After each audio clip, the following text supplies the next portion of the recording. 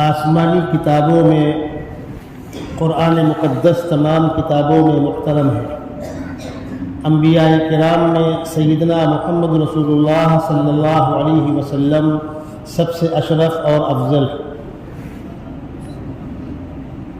جس دن سے خداوند قدوس نے کائنات کو بنایا اسی وقت سے خداوند قدوس نے سال کے 12 مہینے قرار دیے اور ان 12 مہینوں میں سے 4 مہینے محترم قرار دیے۔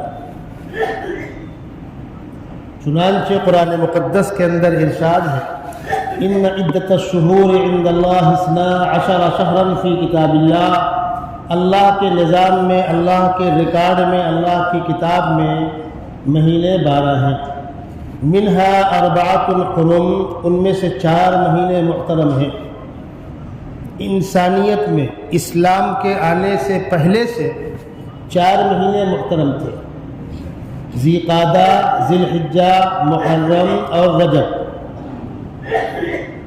3 مہینے مسلسل ہیں، یعنی بقرعید سے پہلے کا 1 مہینہ، بقرعید کے بعد کا 1 مہینہ۔ حج ہوتا ہے ذی الحجہ میں، بقرعید ذی الحجہ کی 10ویں تاریخ کو ہوتی ہے، تو ذی قعدہ، ذی الحجہ، محرم 3 مہینے مسلسل یہ ہیں، اور 4تھا مہینہ رجب۔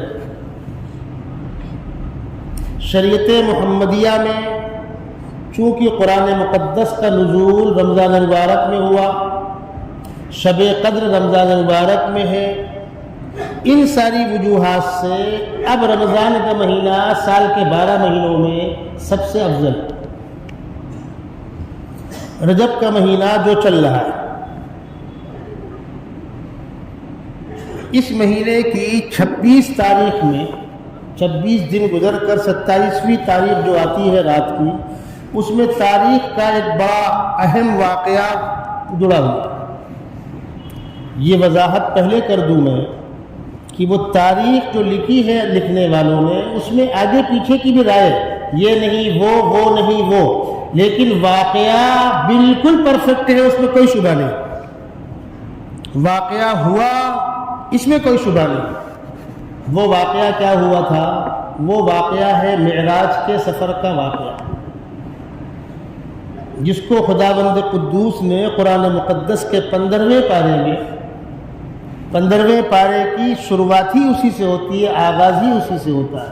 سبحان الذی اسریٰ بعبدہ، پاک ہے وہ ذات جو اپنے بندے کو راتوں رات چلا کر لے گئی، من المسجد الحرام الی المسجد الاقصی، مسجد حرام مکے سے مسجد اقصی فلسطین تک۔ پھر دیگر آیتوں کے اندر مزید تفصیلات ہیں۔ یہ واقعہ معراج پر اس ہفتے 8 دن کے اندر پورے ملک میں 1000 نہیں 1000 سے زائد اجلاس ہوں گے۔ بعض اجلاس تو اسی عنوان کے ساتھ ہوتے ہیں، واقعہ معراج پر۔ یہ واقعہ معراج جن قربانیوں کے بعد وجود میں آیا، ان قربانیوں کا تذکرہ ضروری ہے، اور وہ چیزیں اسلامی تاریخ کا اہم حصہ ہے۔ میری کوشش یہ ہوگی کہ میں ان حالات کو بتلاؤں، پھر واقعہ معراج۔ حضرت صلی اللہ علیہ وسلم مکہ المکرمہ میں پیدا ہوئے، 40 سال کی عمر آپ نے مکہ المکرمہ میں اپنے ہی خاندان میں گزاری۔ اس 40 سالہ مدت میں کوئی ایک واقعہ نہیں ہے کہ کسی شخص نے آپ کے اوپر کوئی اعتراض کیا۔ آپ دھوکہ دیتے ہیں، جھوٹ بولتے ہیں، آپ کے اندر یہ کمی، کوئی واقعہ نہیں، بلکہ وہ آپ کی تعریف کرتے تھک جاتے تھے۔ بالاتفاق مکے کے اندر، یعنی دعوی نبوت سے پہلے، اعلان نبوت سے پہلے، مکے والوں کے نزدیک سب سے زیادہ محترم شخصیت اگر کوئی تھی تو وہ سیدنا محمد رسول اللہ صلی اللہ علیہ وسلم کی تھی۔ وہ لوگ مارے احترام کے آپ کا نام نہ لے کر آپ کو صادق و امین کہہ کے پکارتے تھے۔ اسی بیچ میں آپ نے تجارت کے اسفار کیے، اسی بیچ میں 25 سال کی عمر میں آپ کا نکاح بی بی خدیجہ سے ہو گیا، اور جب آپ کی عمر 35 سال کو پہنچی تو بڑا اہم واقعہ پیش آیا، وہ تھا خانہ کعبہ کی تعمیر کا واقعہ۔ وقتاً فوقتاً خانہ کعبہ کی تعمیریں ہوتی رہتی تھی،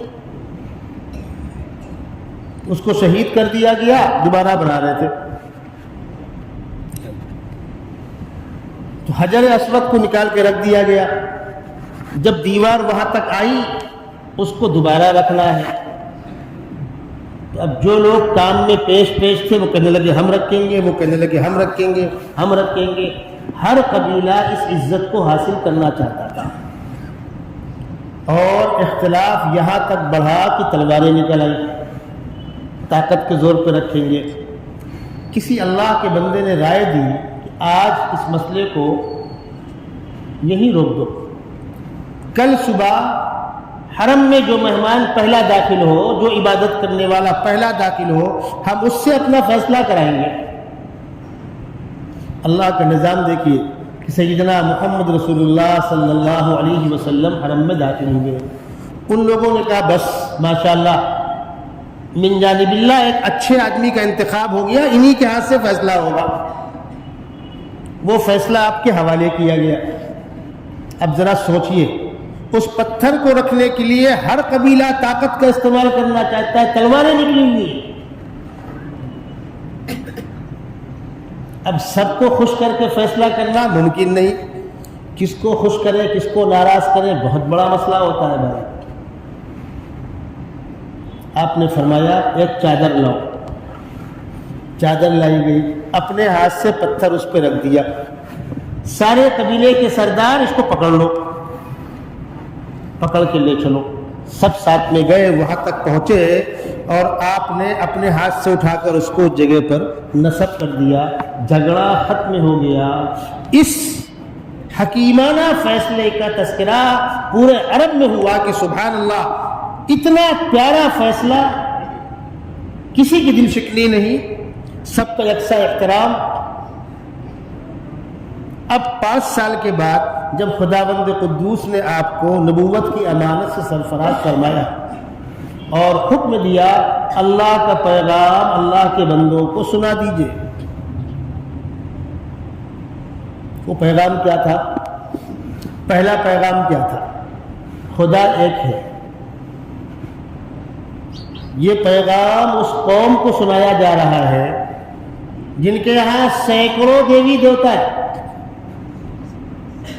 ایک صحابی اپنا واقعہ سنا رہے ہیں، فرما رہے ہیں میں دریا کے کنارے چل رہا تھا، تو عام طور پر پتھریلی علاقوں میں پتھر ہوتے ہیں، چھوٹے بڑے رنگین ہر سائز کے،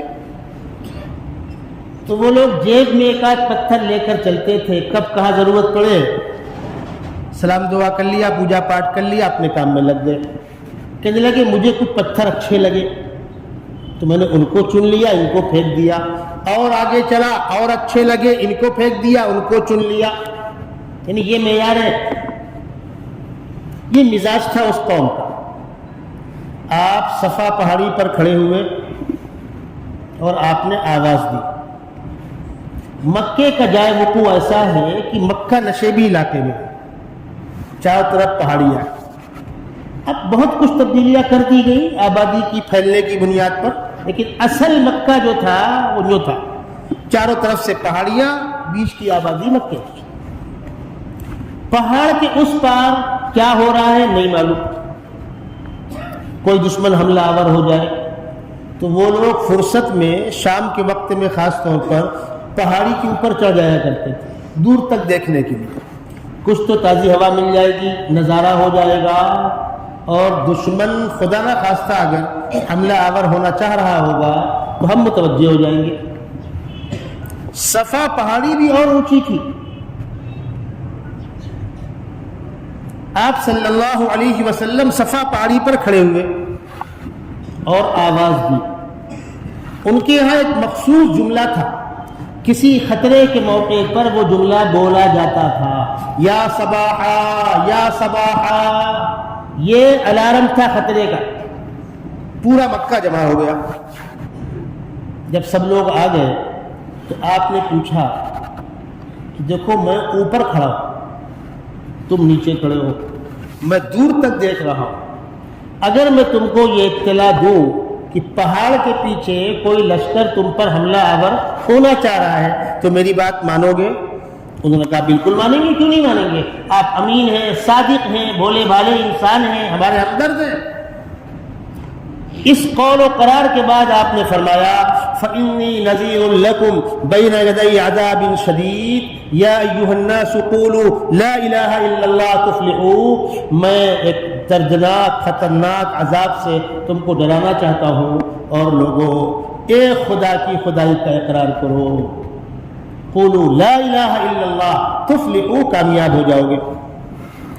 آپ صلی اللہ علیہ وسلم نے دوسرے موقعوں پر فرمایا ہے میری مثال اور خدا کے نافرمانوں کی مثال ایسی ہے جیسے شمع جل رہی ہے، اس کی روشنی پر پروانے ٹوٹ رہے ہیں، اور ایک آدمی جان رہا ہے کہ جو پروانہ شمع پر گرا وہ جل کر بھسم ہو جائے گا، وہ پروانوں کو روک رہا ہے لیکن پروانے آگ کی روشنی کی بنیاد پر دھوکے میں آ کر کے اس پر گر رہے ہیں، ادھر سے روکتا ہے ادھر سے آتے ہیں، ادھر سے روکتا ہے ادھر سے آتے ہیں۔ آپ صلی اللہ علیہ وسلم فرما رہے ہیں میں انسانیت کو جہنم میں گرتا ہوا دیکھ رہا ہوں، ان کو بچانا چاہتا ہوں، ادھر سے روکتا ہوں ادھر سے آتے ہیں، ادھر سے روکتا ہوں ادھر سے آتے ہیں، کوئی مجھ کو دھکے دے کر آگے بڑھ جا رہا ہے، کوئی پتھر مار کے آگے بڑھ جا رہا ہے، کوئی ظلم کر کے آگے بڑھا جا رہا ہے، میں دہکتی ہوئی آگ دیکھ رہا ہوں اور انسانیت اسی آگ میں کود رہی ہے۔ بس یہ اعلان سننا تھا کہ مجمع بھڑک گیا۔ یہ کیا نئی بات کہتے ہو تم؟ اب تک جو ہوتا تھا وہ غلط، تم جو کہہ رہے ہو وہ صحیح، اور مخالفتوں کا بازار گرم ہوا۔ پھر کیا کیا ہوا آپ کو معلوم ہے، مصائب کے پہاڑ توڑے۔ آپ صلی اللہ علیہ وسلم نے پہلا نکاح کیا ہے بیوی خدیجہ رضی اللہ تعالی عنہا سے، اور جب تک ان کا انتقال نہیں ہوا دوسرا نکاح بھی نہیں کیا۔ ان کے انتقال کے بعد دوسرا نکاح کیا ہے بیوی سودا سے، اور مکہ المکرمہ میں رہتے ہوئے آپ کی ایک ہی بیوی ہے، پہلے بیوی خدیجہ رضی اللہ تعالی عنہا، اور ان کے انتقال کے بعد حضرت سودا رضی اللہ تعالی عنہا۔ مکے میں کوئی دوسری بیوی آپ کی نہیں ہے۔ نبوت ملی ہے 40 سال کی عمر میں، 13 سال آپ مکہ المکرمہ میں ہیں، یعنی 53 سال کی عمر تک ایک بیوی کے ساتھ آپ نے نبھایا ہے۔ یہ وضاحت ذہنوں میں رہنی چاہیے، 53 سال کی عمر تک آپ نے ایک بیوی کے ساتھ نباہ کیا ہے۔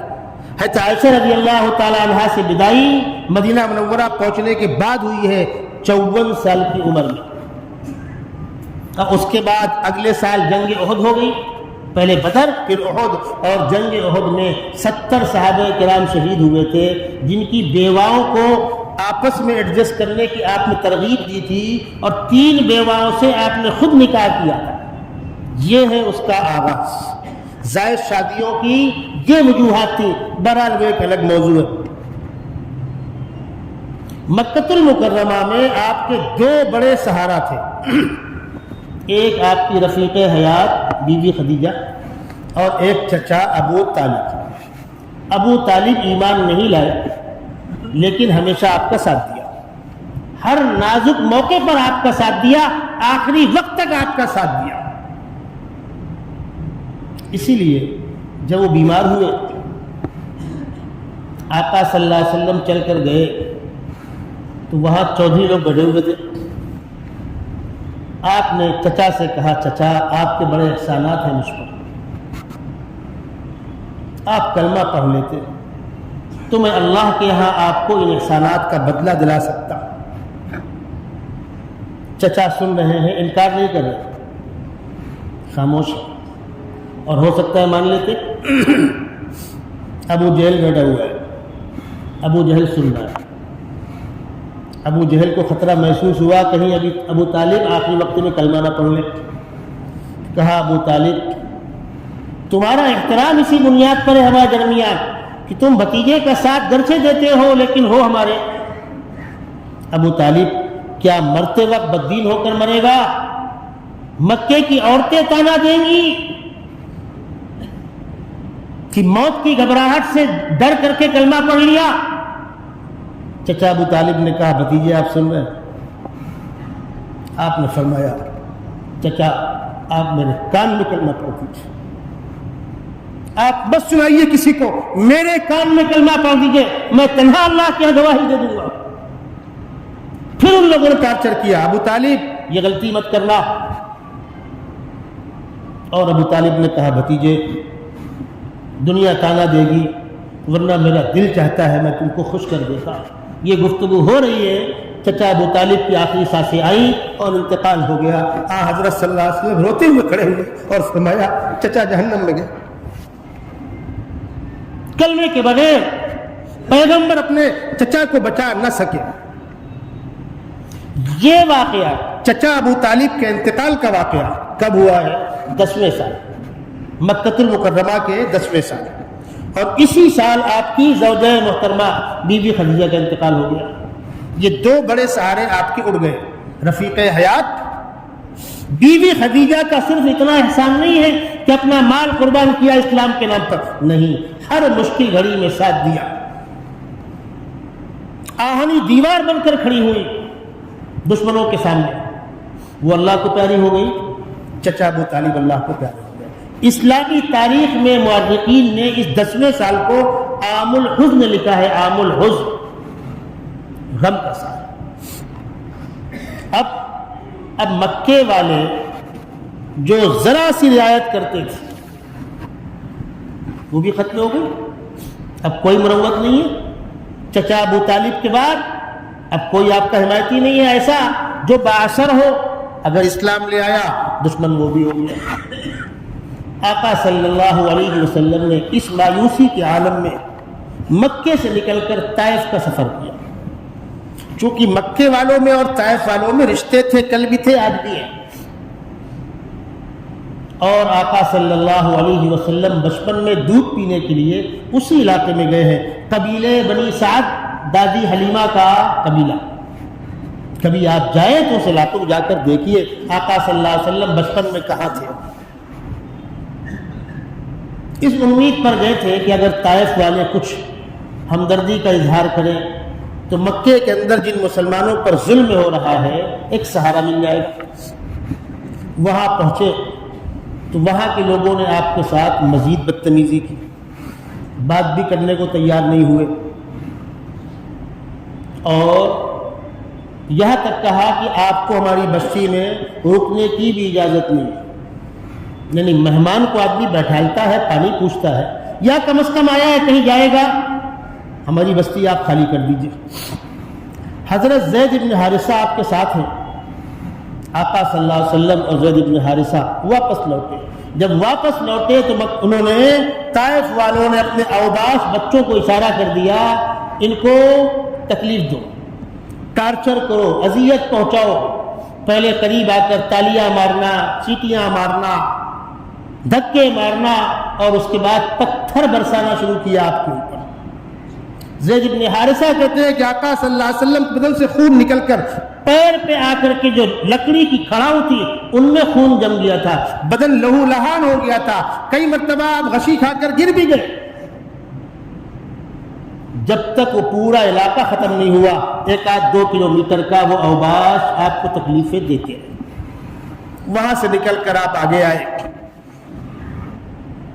عتبہ اور شیبہ کا انگور کا باغ ہے، وہاں پر آپ نے آ کر منہ ہاتھ دھلا۔ وہ چونکہ مکے ہی کے تھے عتبہ اور شیبہ، انہوں نے پہچان لیا کہ ہمارا بھتیجا ہے، طائف آیا ہوا ہے، اور طائف والوں نے یہ سلوک کیا ہے، تو اپنے غلام عداس سے کہا یہ کھجور کا کھوچا لے جاؤ، انگور کا کھوچا لے جاؤ، اور جا کر کے ان کی خدمت میں پیش کرو۔ وہ ایک تشت میں کھجور انگور رکھ کر لائے عداس، اور کہا ہمارے آقا نے آپ کو یہ تحفہ دیا ہے، آپ تھوڑا کھا کر پانی پی۔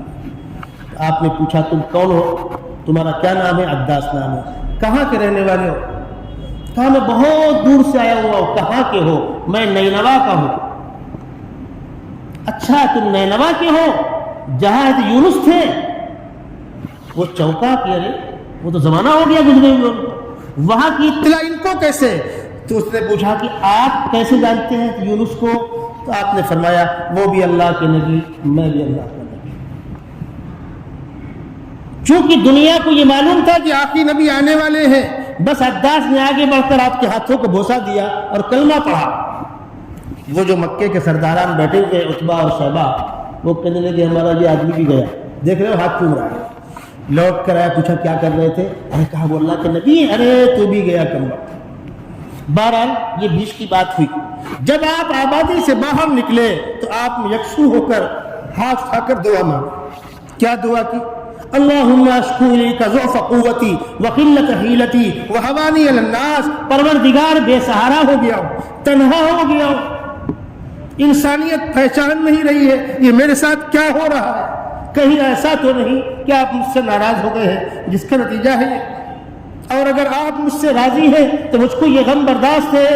ان لم تکن غضبان علی فلا ابالی غیر ان رحمتک ہی اوسع لی، آپ کی رحمت کا امیدوار ہوں خداوندہ، میری مدد فرما۔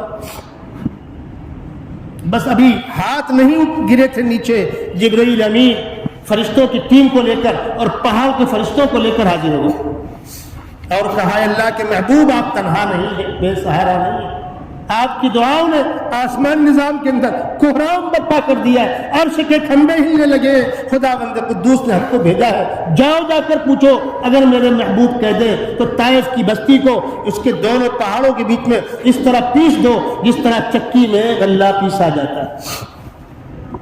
بس آپ کی اجازت درکار ہے، ابھی طے ہو جائے گا کون عزت دار ہے اور کون ذلیل ہے۔ آپ نے فرمایا نہیں، ایسا مت کرو، ہوا جو ہوا میرے ساتھ میں نے معاف کیا۔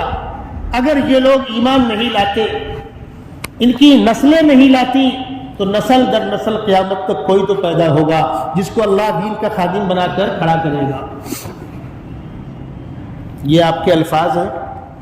اور ہندوستان میں محمد ابن قاسم جو عرب چل کر آیا، فاتح سندھ کہلاتا ہے۔ یہ محمد ابن قاسم نوجوان جنرل کس خاندان کا تھا؟ یہ اسی قبیلے بنو ثقیف کا نوجوان ہے جس نے اللہ کے نبی پر پتھر کی بارش کی تھی۔ طائف کے جس قبیلے نے آپ کے اوپر پتھر برسائے تھے وہ قبیلے بنو ثقیف ہے، اور محمد ابن قاسم الثقفی اسی قبیلے بنو ثقیف کا نوجوان ہے جو عرب سے ہندوستان میں اسلام کا پیغام لے کر آ رہا ہے۔ آگے بڑھے، مکے کے پاس لوٹ کر آئے، مقام نخلا میں آپ نے قیام کیا۔ یہیں پر وہ واقعہ پیش آیا تھا جناتوں سے ملاقات کا۔ آپ صلی اللہ علیہ وسلم تہجد میں قرآن پاک کی تلاوت کر رہے ہیں اور جناتوں کی ایک ٹولی وہاں سے گزر رہی، ان کے کان میں قرآن پاک کی آواز گئی، وہیں رک گئے۔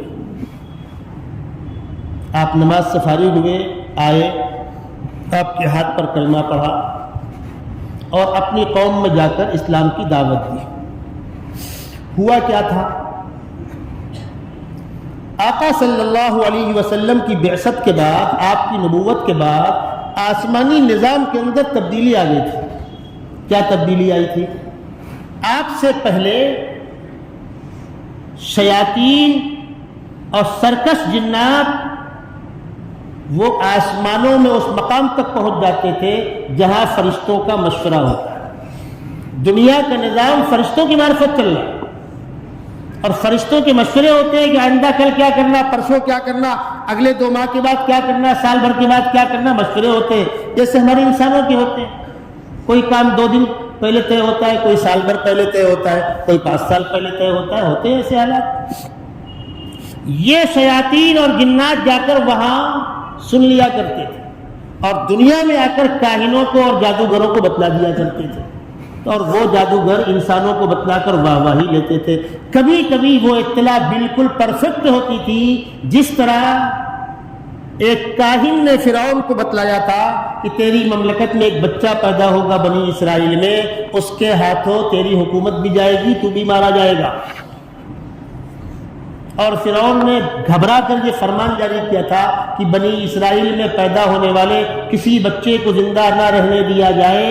70,000 بچے قتل کیے گئے تھے تاکہ وہ شخص پیدا نہ ہو سکے، کون؟ جس کے ہاتھوں حکومت جانے والی ہے۔ اور اللہ نے بھی کیا کہا تھا؟ رک کمبخت، ہم اس بچے کو تیرے ہی ناک کے نیچے تربیت کرائیں گے، ہم تیرے ہی گھر میں پلوائیں گے۔ موسیٰ علیہ السلام کہاں پلے؟ فرعون کے گھر میں۔ اور پھر آپ کے ہی ہاتھوں اس کی حکومت بھی گئی اور وہ بھی مارا گیا. اطلاع بالکل پرفیکٹ تھی. سیدنا محمد صلی اللہ علیہ وسلم کی بعثت کے بعد آسمانی نظام کے اندر پہرا بٹھا دیا گیا.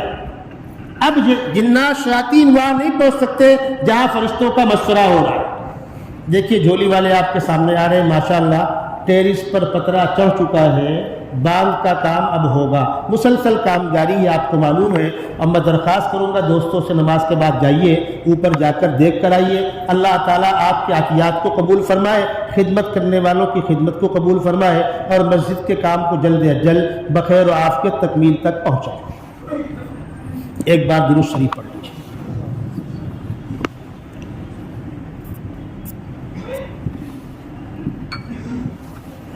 سیدنا محمد صلی اللہ علیہ وسلم کی بعثت کے بعد آسمانی نظام میں یہ تبدیلی کر دی گئی کہ اب کوئی اوپر جائے گا نہیں، اور اگر جانے کی کوشش کی تو فرشتے کوڑے برسائیں گے اور آگ کا شعلہ اس کا پیچھا کرے گا.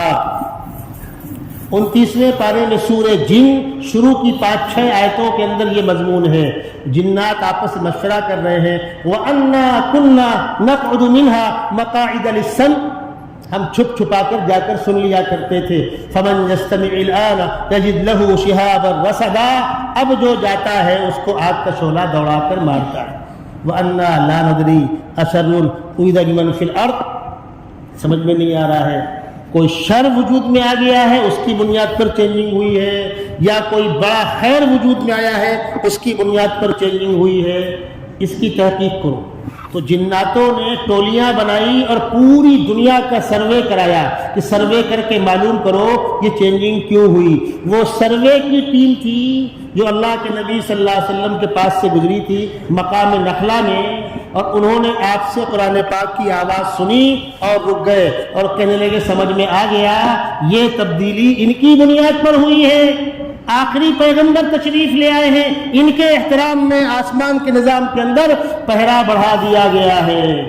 تو پھر اب دیر مت کرو. انہوں نے کلمہ بھی پڑھا اور جا کر اپنی قوم میں ایمان کی دعوت دی. 26ویں پارے میں سورہ احقاف میں قرآن نے اس واقعے کا تذکرہ کیا ہے. وَإِذْ صَرَفْنَا إِلَيْكَ نَفَرًا مِنَ الْجِنِّ يَسْتَمِعُونَ الْقُرْآنَ فَلَمَّا حَضَرُوهُ قَالُوا أَنصِتُوا، خاموش ہو جاؤ. فَلَمَّا قُضِيَ وَلَّوْا إِلَىٰ قَوْمِهِمْ مُنذِرِينَ، آقا صلی اللہ علیہ وسلم فارغ ہوئے، ایمان قبول کیا اور اپنی قوم میں داعی بن کر گئے. یا قومنا اجیبوا داعی اللہ وآمنوا بہ یغفر لکم من ذنوبکم ویجرکم من عذاب علیم. اے ہماری قوم، اللہ کے داعی کی بات مان لو، آخری پیغمبر آ چکے ہیں، اور اگر نہیں مانو گے ومن لا یجب داعی اللہ، کسی نے اللہ کے داعی کی بات نہیں سنی تو اللہ کا کچھ نہیں بگڑنے والا، تمہارا خسارہ ہوگا. یہ واقعہ اسی سفر طائف میں مکے واپسی کا واقعہ. اب آپ مکے کے پاس تو آ گئے. اب وہ نازک گھڑی جس کو سن کر منہ کلیجہ منہ کو آتا ہے، وہ کیا؟ جب مکے والوں کو معلوم ہوا کہ یہ مکے سے نکل کر طائف گئے تھے اور جا کر وہاں ہماری شکایتیں کرنے گئے تھے، ان سے مدد مانگنے گئے تھے، تو اب ان کو دوبارہ مکے میں داخل نہیں ہونے دینا. سوچئے، جو اپنا وطن ہے، اپنا گاؤں ہے، اپنا دیش ہے، وہاں دوبارہ داخل نہیں ہونے دیا جا رہا. اگر مکے کے اندر داخل ہو سر قلم کر دو. نہ چچا ابو طالب بچے ہیں، نہ بیوی ابی خدیجہ بچی. آقا صلی اللہ علیہ وسلم کو اس کی اطلاع ہو گئی کہ دوبارہ مکے میں داخلہ میرا ممنوع قرار دے دیا گیا ہے. آپ نے کئی بڑے سرداروں کے پاس پیغام کہلایا، مجھے امان دے دو. پہلا پیغام کہلایا اخنس ابن شریح کے پاس، انہوں نے انکار کیا. دوسرا پیغام کہلایا سہیل ابن عمرو کے پاس، انہوں نے انکار کیا. اتنا بڑا جوخم میں نہیں لے سکتا، میں پورے مکے کی مخالفت نہیں لے سکتا. تیسرا پیغام کہلایا ہے متیم ابن عدی کے پاس، انہوں نے کہا ٹھیک ہے میں آپ کو امان دیتا ہوں. ان کے 6-7 بچے تھے، تلواریں لی، اسلحہ لیا اور باہر نکل کر آپ کو استقبال کرتے ہوئے خانہ کعبہ کے پاس لائے. آپ سے کہا آپ طواف کیجئے، جبکہ متیم ابن عدی کفر کی حالت میں، اور اعلان کیا مکے والوں محمد صلی اللہ علیہ وسلم کو میں نے امان دے دیے، خبردار کوئی گستاخی مت کرنا. آپ سوچئے مکے سے نکل کر طائف گئے تھے اس امید پر کچھ تعاون ہوگا، مدد ملے گی، ان لوگوں نے وہ سلوک کیا ہے جو تاریخ کا بدترین واقعہ ہے۔ حضرت عائشہ رضی اللہ تعالیٰ عنہ نے پوچھا، اے اللہ کے محبوب، جنگ بدر میں آپ زخمی ہوئے، آپ کے رخسار میں خبط کی کڑی گھسی، آپ کے داس شہید ہوئے، آپ پر حملہ ہوا، آپ کے بدن سے خون بہا، کیا زندگی میں اس سے زیادہ بھی تکلیف کبھی آپ کو ہوئی ہے؟ جو جنگ احد میں تکلیف آپ کو ہوئی ہے، کیا اس سے زائد بھی کبھی تکلیف ہوئی ہے؟ تو آپ نے فرمایا، عائشہ، جنگ احد کی تکلیف جسمانی تھی، سفر طائف کی تکلیف دل کی تکلیف تھی، ذہنی اذیت تھی، اور اس کے بعد مکے میں داخل ہونے سے روکا جانا اس سے بڑی اذیت تھی۔ انسان ٹوٹ جائے، اس حالت میں آپ آئے ہیں، اور حرم میں آپ کے چچا ابو طالب کی بیٹی ہیں ام ہانی، ان کا مکان ہے وہ، وہاں آپ آرام فرما رہے ہیں۔ بڑے بڑے مکانات ہوتے تھے، وہ جگہ آج بھی متعین ہے کہ یہاں پر آرام فرما رہے تھے۔ خدا بند قدوس نے جبرائیل امین کو بھیجا، جاؤ میرے محبوب کو بلا کر، ٹوٹ گئے ہیں وہ، دل جوئی کرنا چاہتا ہوں۔ جبرائیل امین نے آپ کو جگایا ہے، وہاں سے اٹھا کر لائے ہیں خانہ کعبہ دروازے کے پاس، اور پھر یہاں سواری آئی ہے براق، اس کی پیٹھ پر بیٹھ کر آپ زمینی سفر کر کے مکے سے شام فلسطین تک گئے۔ وہاں مسجد اقصی میں انبیاء کرام تشریف فرما تھے، ان کی امامت فرمائی ہے، اور پھر وہاں سے اگلا سفر اوپر کی جانب ہوا۔ مکے سے بیت المقدس کا سفر جو ہے وہ زمینی سفر ہے، براق کی پیٹھ پر بیٹھ کر، اس کو اسرا کہتے ہیں۔ اسرا کے معنی ہے رات میں چلنا، اور 15ویں پارے کے اندر قرآن نے تذکرہ اسرا کا کیا ہے، سبحان الذی اسرا بعبدہ لیلا من المسجد الحرام الی المسجد الاقصی، اور پھر مسجد اقصی سے آسمان کا سفر جو ہے، آپ فرماتے ہیں کہ ایک سیڑھی تھی، میں اس پر کھڑا ہو گیا اور وہ خود بخود اوپر جا رہی تھی۔ اس وقت انسانوں کو سمجھ میں نہیں آتا تھا، لیکن اب تو بات کلیئر۔ پھر خداوند قدوس نے اپنے پاس بلایا، اعزاز سے نوازا۔ آسمانی نظام میں نیچے کی کوئی مخلوق آسمان کو کراس کر کے چلی جائے ممکن نہیں ہے، یاد رکھیے گا۔ انسان جہاں ٹہل گھوم کے آ رہا ہے، مریخ میں گئے، چاند میں گئے، یہاں گئے، وہاں گئے، وہ سب نیچے کے معاملات ہیں، آسمان کو کوئی کراس نہیں کر سکتا۔ ساتوں آسمانوں پر پہرا ہے اور گیٹ ہیں، رکاوٹیں ہیں، بلا خداوند قدوس کی اجازت کے کوئی کراس نہیں کر سکتا۔ جبرائیل امین فرماتے ہیں، جب میں پہلے آسمان پر پہنچا اور دستک دی، پوچھا کون؟ میں نے کہا جبرائیل، وہ تو فرشتوں کے سردار ہیں، سبحان اللہ، کیا کہنے۔ پوچھا کہ آپ کے ساتھ دوسرے کون ہیں؟ کہا یہ محمد صلی اللہ علیہ وسلم ہے۔ تو فرشتوں نے پوچھا بلایا گیا ہے؟ جواب دیا ہاں۔ دروازہ کھول دیا، پہلے آسمان پہ گئے، دوسرے پہ گئے، تیسرے پہ گئے، چوتھے پہ گئے، اس طرح ساتوں آسمان کے راس ہوئے۔ میں اختصار سے بیان کر رہا ہوں، تفصیلات کتابوں کے اندر موجود ہے۔ پھر 7ویں آسمان کے اوپر وہ جو مقامات ہیں، اور وہ جو آخری مقام ہے، بیر کی پتی کا، بیر کا پیڑ، سدر المنتہا، جس کے آگے جبرائیل امین کی بھی انٹری نہیں ہے، وہاں پر پہنچ کر جبرائیل امین نے کہا اللہ کے محبوب اب آگے تنہا آپ جائیں، اس کے آگے میری بھی انٹری نہیں ہے۔ اور انٹری نہ ہونے کے ساتھ ساتھ اس کے بعد خداوند قدوس کے نورانی کرنوں کی چادریں شروع ہوتی ہیں، طے شروع ہوتی ہے، وہ نورانی کرنیں جبرائیل امین کے پر کو جلا دیں گی۔ جبرائیل امین کہتے ہیں اس کے آگے جانے کی میری مجال نہیں ہے، آپ تنہا جائیں۔ پھر آپ تنہا گئے ہیں اور خداوند قدوس کا قرب نصیب ہوا ہے، ہم کلامی ہوئی ہے، دیدار ہوا ہے، اور تحفے تحائف عطا کیے گئے ہیں، نماز کا تحفہ عطا کیا گیا ہے۔ یہاں پر رک کر ایک بات عرض کر دوں،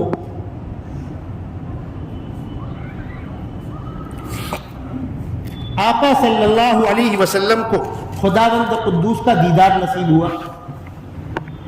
عام طور پر آپ سنتے ہیں، میں بھی کہہ رہا ہوں، دیدار سے مراد کیا؟ ذات خداوندی کا دیدار یا نوری کرنوں کا دیدار؟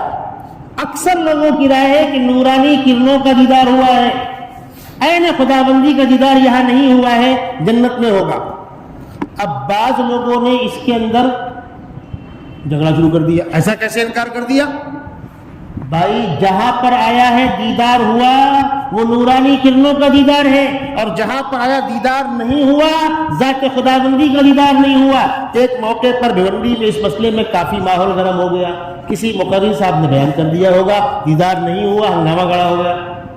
اٹھ کر میرے پاس آئے، نوجوانوں کا بڑا گروپ تھا، میں نے کاچ کا گلاس منگایا، اس میں آدھا گلاس پانی بھرا، اور میں نے ان سے پوچھا یہ گلاس خالی ہے کہ بھرا؟ کانچ کا گلاس آدھا بھرا، اس کو میں نے پوچھا یہ گلاس خالی ہے کہ بھرا؟ اوپر سے دیکھو تو خالی، نیچے سے بھرا۔ ایک کہتا ہے گلاس بھرا ہے، وہ بھی صحیح، ایک کہتا ہے گلاس خالی ہے، وہ بھی صحیح، اس لیے کہ جو کہہ رہا ہے خالی ہے اوپر سے دیکھ رہا ہے، اور جو کہہ رہا ہے بھرا وہ ادھر سے دیکھ رہا ہے۔ اور سنیے مزے کی بات، وہ جو الفاظ ہیں اس واقعے کو نقل کرنے والے حدیث کے اندر صحابہ کرام نقل کر رہے ہیں، اس کے الفاظ نورانی رآہ، نورانی رآہ، خداوند قدوس نورانی ہے، اللہ کے نبی نے ان کو دیکھا۔ اور اسی حدیث کو پڑھنے کی دوسری ترکیب ہے نور انا رآہ، لکھاوٹ دونوں کی سیم ہے، علماء جانتے ہیں نورانی رآہ اور نور انا رآہ دونوں پڑھ سکتے ہیں۔ اب پڑھو نور انا رآہ، خدا کی ذات سراپا نور ہے، ان آنکھوں سے دیدار ممکن نہیں ہے۔ یہ ایک خالص علمی مسئلہ ہے، جنت میں دیدار ہوگا، نہ یہ آنکھیں ہوں گی نہ یہ مقام ہوگا۔ نورانی کرنوں کی بھی زیارت کسی اور انسان کو نہیں ہو سکی، حتیٰ کہ موسیٰ علیہ السلام درخواست کی تھی ربی ارینی انظر الیک، پروردگار دکھا دیجئے، دیکھنا چاہتا ہوں۔ جواب ملا تھا لن ترانی، موسیٰ تمہارے بس کا کام نہیں۔ موسیٰ علیہ السلام اصرار کرتے رہے پروردگار گفتگو تو آپ نے مجھ سے کر لی، اس کی حلاوت تو مجھ کو مل گئی، دیدار بھی کرا دیجئے، دیدار بھی کرا دیجئے۔ جواب کیا ملا؟ وَلَٰكِنِ انظُرْ إِلَى الْجَبَلِ فَإِنِ اسْتَقَرَّ مَكَانَهُ فَسَوْفَ تَرَانِي، موسیٰ میں اپنی کرنوں میں سے ایک کرن پہاڑ پہ ڈال رہا ہوں، اگر پہاڑ برداشت کر سکے تو تم ہمت کرنا۔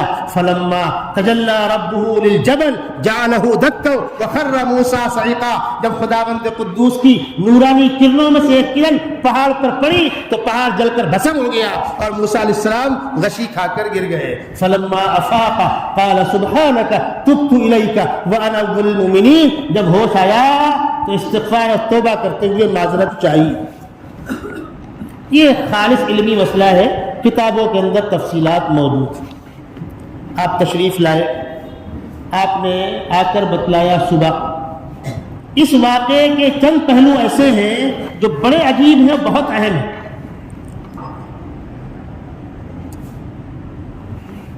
مثلا آپ تشریف لے گئے اور لوٹ کر آئے، بستر کی گرمی ختم نہیں ہوئی تھی۔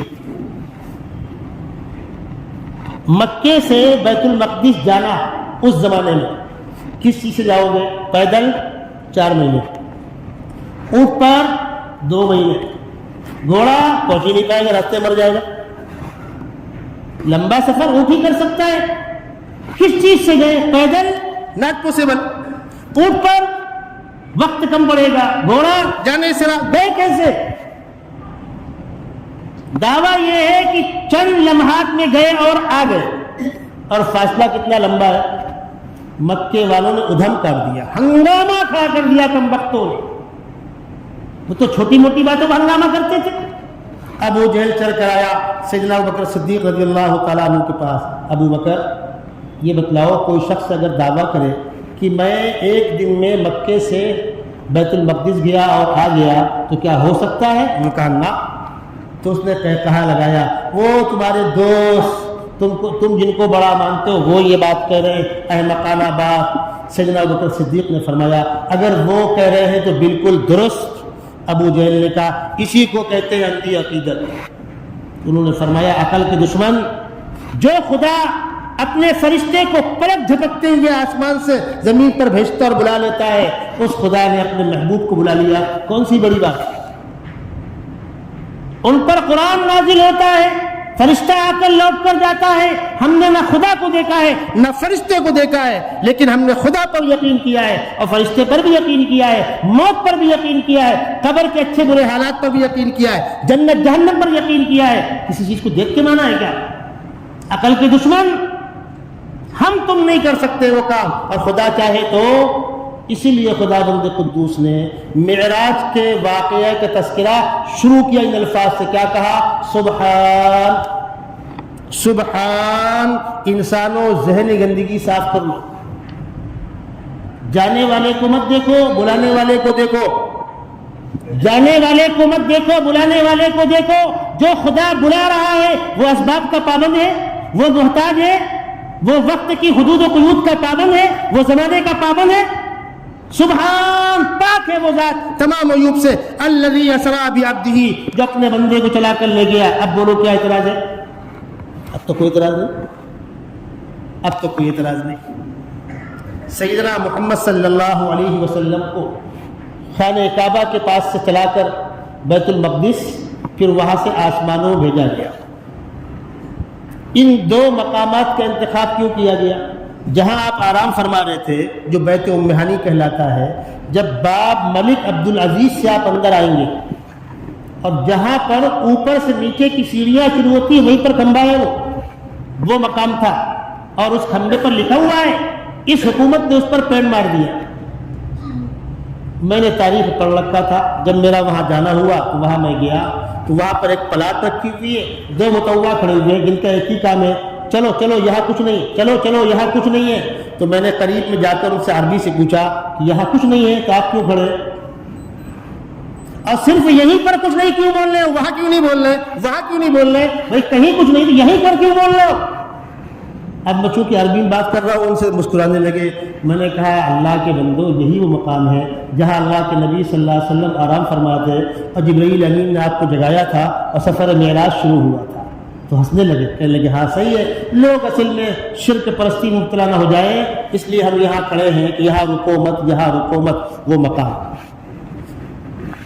آسمانی نظام تعلیم نے، بہت غور سے اس بات سنیے گا، اور اس وقت یہ ماحول گرم چل ہی رہا ہے، آسمانی مذاہب کے نظام تعلیم میں دو ہی مقام قابل احترام تھے، یا تو خانہ کعبہ یا بیت المقدس۔ جتنے انبیاء کرام آئے ان کا قبلہ یا تو ادھر یا ادھر، جتنے آسمانی مذاہب ہیں ان کا مرکز عقیدت یا تو بیت المقدس یا خانہ کعبہ۔ خداوند قدوس انسانوں کو دکھانا چاہ رہے ہیں کہ آخری پیغمبر کسی ایک کے نہیں ہے، وہ سب کے ہیں، آپ خاتم النبیین ہیں۔ شروع کہاں سے ہو رہا ہے سفر؟ حرم مکی سے، اور پہلا پڑاؤ بیت المقدس، پھر آسمانوں کا سفر۔ اور پچھلے مذاہب کے ماننے والوں، انبیاء کرام کے ماننے والوں، سنو، تمہارے انبیاء کرام تشریف فرما ہے، آقا صلی اللہ علیہ وسلم امامت فرما رہے ہیں، اور سارے انبیاء کرام مقتدی بن کر نماز پڑھ رہے ہیں۔ جب تمہارے نبیوں نے آپ کو اپنا امام مانا تو تم کس گنتی میں شمار ہو گئے؟ اس سفر کے اندر اس بات کی بھی رعایت کی گئی۔ تو میرے بزرگوں، جہاں سے میں نے بات شروع کی تھی، سفر معراج، اس پر بیانات تو ہوتے ہیں، اس کے پیچھے کی قربانیاں، مکے کے مظالم سہنے کی قربانیاں، سفر طائف کی قربانی، اور پھر واپس آنے کے بعد مکے میں داخلے سے آپ کو روکا گیا، کیا بیتی ہوگی آپ کے اوپر۔ بس خداوند قدوس نے جبرائیل امین کو بھیجا، جاؤ میرے محبوب صلی اللہ علیہ وسلم کو بلا کر لاؤ، اور پھر وہ اعزاز سے نوازا، اس اعزاز سے نوازا جو انسان تو انسان، کسی نبی کو وہ مقام نہیں ملا جو آقا صلی اللہ علیہ وسلم کو ملا، یعنی سفر معراج اور خداوند قدوس کا قرب، اور اس سفر میں بہت سے تحفوں کے ساتھ ساتھ نماز کا تحفہ۔ نماز تحفہ کیسے ہے؟ آپ جب کہیں جاتے ہیں گھومنے تو وہاں کی کوئی یادگار چیز لے لیتے، میں فلاں مقام گھوم کر آیا تو بچے پوچھیں گے ابو وہاں سے کچھ لائے؟ ہاں، دیکھو وہاں سے یہ لایا، وہاں سے یہ لایا، وہاں سے یہ لایا، چلو ابو گھوم کر آئے، ہمارے لیے تحفہ لے آئے۔ جب آقا صلی اللہ علیہ وسلم لوٹ کر آ کر بتلائیں گے کہ میری گفتگو خداوند قدوس سے ہوئی ہے تو امت کا دل ٹوٹ سکتا ہے کہ ہم کو بھی کچھ نصیب ہوتا۔ تو فرمایا گیا اگر اس نماز کو تم خشوع خضوع اور تواضع کے ساتھ جیسی پڑھنی چاہیے ویسی نماز پڑھو گے، ان العبد اذا یصلی ینادی ربہ، جب بندہ نماز جیسی نماز پڑھتا ہے تو اپنے رب سے گفتگو کر رہا ہوتا ہے۔ یہ حقیقت ہمارا جانا ممکن نہیں ہے، لیکن رب سے گفتگو تو ممکن ہے۔ اور اسی لیے جب جبرائیل امین نے آپ سے سوال کیا تھا احسان کیا چیز ہے، اخلاص کیا چیز ہے، وہ کشش کیسے پیدا ہوگی، تو آپ نے فرمایا تھا ان تعبد اللہ کانک تراہ فإن لم تکن تراہ فإنہ یراک، تم اللہ کی اس طرح عبادت کرو گویا کہ اللہ کو دیکھ رہے ہو اور اللہ سے ہم کلامی کر رہے ہو، لیکن یہ مقام آسان نہیں ہوتا، تو پھر یقین رکھو کہ خدا تم کو دیکھ رہا ہے۔ تاریخ کے اندر بہت سے واقعات ہیں اور آج بھی وہ کشش ختم نہیں ہوئی۔ ایک واقعہ آپ کو سناتا ہوں، بہت سے واقعات۔ ایک جماعت باہر جا رہی ہے، دلی سے اس کو جانا ہے ویزا لگا کر، سارے کاغذات اوکے ہیں، جماعت کے سارے ساتھیوں کو پاس کر دیا گیا، ایک کو روک دیا گیا، تم نہیں جاؤ گے۔ کیا کرے غریب، جھگڑا کر سکتے نہیں۔ اس نے ایک طرف مصلی بچھایا، نماز پڑھ 2 رکعت، اللہ سے مانگا، نماز پڑھ کے فارغ ہوا۔ اس آفیسر نے کہا یاؤ ذرا، کیا کر رہے تھے؟ تو نماز پڑھ رہا تھا۔ یہ کیا کر رہے تھے؟ دعا مانگ رہا تھا، بھگوان سے کہہ رہے تھے۔ ہاں تم لوگ بھی عجیب لوگ ہو یار، اتنی چھوٹی بات تم نے خدا سے کہہ دیا۔ میں بال بچے والا آدمی، بابا مجھے معاف کرو، ویزا لے کر جا۔ میرے بھائی یہ چند واقعہ آپ کو سنا رہا ہوں، دسیوں واقعات کا معائنی مشاہد ہوں۔ 2 رکعت نماز پڑھ کر ویسی نماز اور ویسی کشش، آج بھی رشتہ برقرار ہے۔ پیغمبر علیہ السلام جا کر آئے، ہم جا کر نہیں آئے، لیکن اپنے رب سے بات تو کر سکتے ہیں، 2 رکعت نماز پڑھ کے منوا سکتے ہیں۔ اس کو کہا گیا ہے الصلاۃ معراج المومنین، نماز مومن کی معراج ہے۔ جب تم ویسی نماز پڑھو اور اللہ ویسی پڑھنے کی توفیق دے، آج کیوں نہیں ہوتا؟ ویسی نماز کیوں نہیں ہے؟ نیت باندھنے سے پہلے بھی ذہن کہیں اور گھوم رہا ہے، نیت باندھنے کے بعد بھی کہیں گھوم رہا ہے۔ ٹائم فکس کر کے 2 منٹ 2 رکعت پڑھنی ہے، 4 منٹ میں 4 رکعت پڑھنی ہے، اور فوراً بھاگنا ہے، کارخانے جانا ہے، بچوں کا خیال ہے، دوستوں کا خیال ہے، مسجد سے جان چھڑا کر باہر نکلو، چاہے گھنٹوں بیٹھ گپے مارتا رہو۔ اس لیے نہ نماز کا فیض ملتا ہے، نہ وضو کا فیض ملتا ہے۔ وہ کشش جو کہ تو کل بھی باقی تھی، آج بھی باقی ہے۔ آج چونکہ ہمارے مسجد میں ماشاءاللہ ضلع کے ذمہ داران آئے ہوئے ہیں، اس لیے میں 5-7 منٹ بات مختصر کر کے انشاءاللہ وقت کے اندر فارغ کریں گے، اس لیے کہ مہمانوں کو کھانا بھی کھلانا ہے۔ آئیے مہمانوں کی رعایت میں کچھ دیر پہلے بات مکمل کی جا رہی ہے۔ پرچیاں آئی ہوئی ہیں،